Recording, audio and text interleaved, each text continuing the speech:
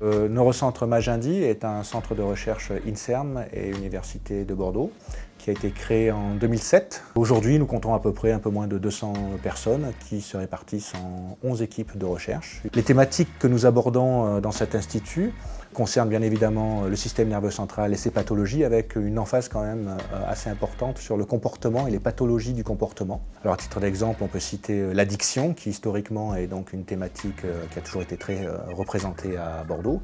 Mais on étudie aussi les mémoires traumatiques, le stress, l'anxiété, la peur, les déficits cognitifs liés à l'âge ou à certaines pathologies, l'obésité et les problèmes donc, métaboliques que cela entraîne, ainsi que des maladies neurodéveloppementales comme les troubles du spectre autistique ou le syndrome de Down.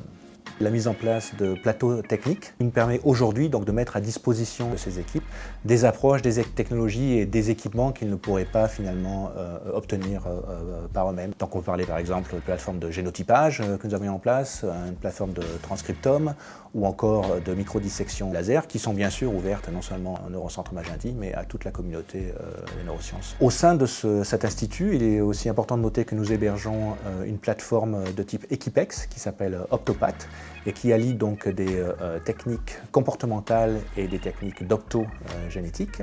En ce qui concerne la valorisation, nous avons un très bel exemple de ce qu'il est possible de faire aujourd'hui avec la mise en place et le développement de la start-up Aelis Pharma. Cette start-up s'est développée sur des résultats et des travaux effectués au sein même de nos murs, donc qui portaient sur les récepteurs aux cannabinoïdes. C'est l'exemple finalement d'une manière assez simple pour amener nos résultats de la paillasse jusqu'au lit des patients.